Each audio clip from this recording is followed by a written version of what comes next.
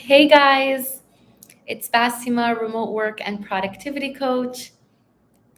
I felt inspired to jump on here today because of something that I had discussed earlier this week on Instagram, and I thought I'd share it on YouTube as well.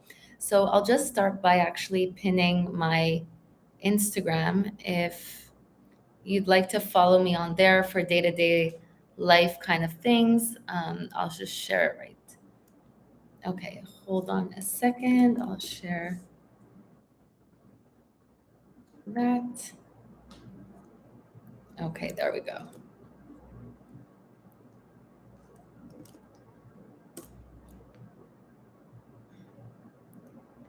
Okay, so that's my Instagram in the comment section. So I just felt inspired to jump on here because I've been reflecting a lot about my own journey into freelancing and also with discussing with other people. I've been thinking a lot about what is it that actually stops people from going into freelancing when it's obviously something that they very much want.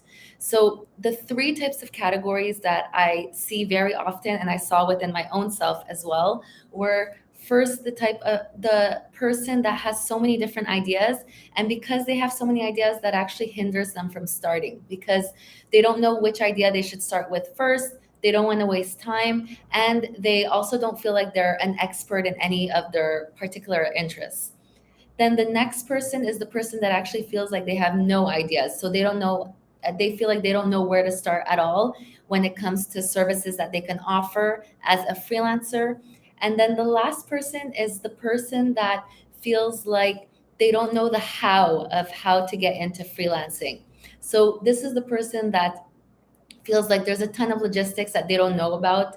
It could be what they should be offering, how much they should be charging, what platform they should be on, or how to get started on their own, how to make it as a side income if they're currently working part-time. So it can be a ton of reasons that are currently stopping them from getting started.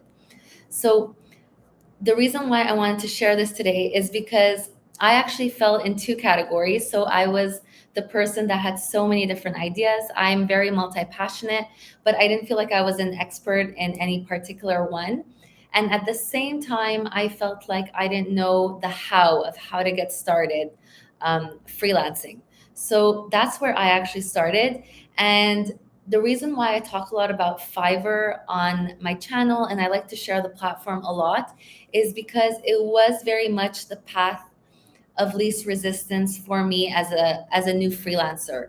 So because Fiverr already brought leads and had an audience on the platform, I really just had to figure out what is it that I wanted to start offering as a starting point and then go from there. So that's really why I talk a lot about Fiverr, because I think it's such a great user friendly place to start off with if you've been wanting to freelance but fall in any of the three categories that I mentioned earlier. So the reason why I'm bringing this up today is because I also want to offer you some action steps and a different perspective if you have been wanting to freelance and you haven't gotten started yet. So the way I actually got into freelancing was I just opened the website of Fiverr and I started exploring what the services were on the platform. So it's super easy to do because everything is categorized and you can just let yourself explore without any expectations. Put on yourself in terms of what you want to get started with and just explore what's on the platform. And so I came up with 1 to 3 gig ideas at the time that I thought I could potentially offer as a starting point. So the key here is the reason why I mention starting point very frequently is because it doesn't have to be something that you stick to long term. That's usually the thing that can get us hung up on, can get us um, can stop us from actually getting into freelancing is the fact that we don't know which service we should offer. We're thinking that we got to nail it. We got to get the right thing, the right service from the get-go. But really just try to approach it from a perspective of exploring, and that will really lessen the amount of load and overwhelm that is so easy for us to put on ourselves, especially at the beginning.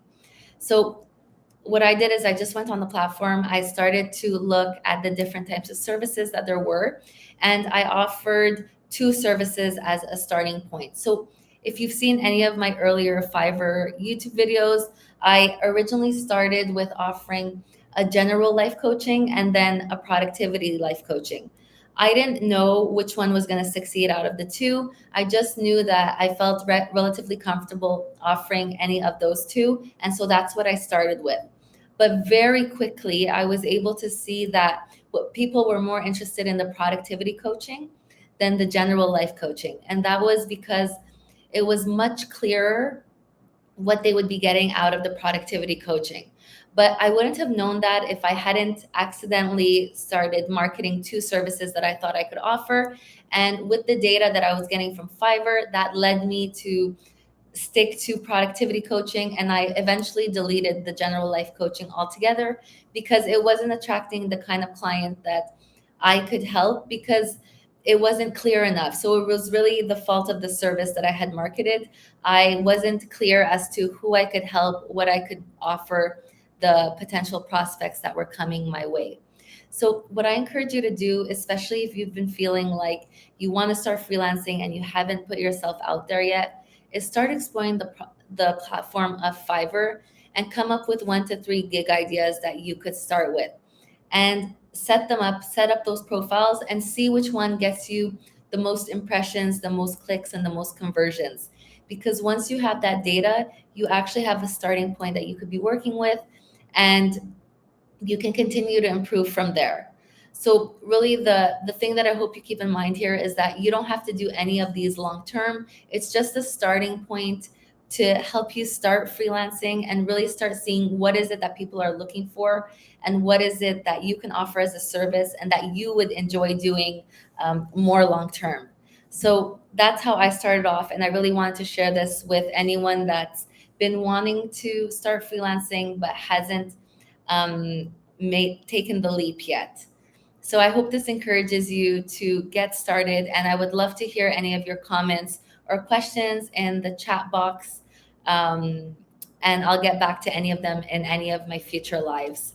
So thank you so much for watching, and I'll see you soon.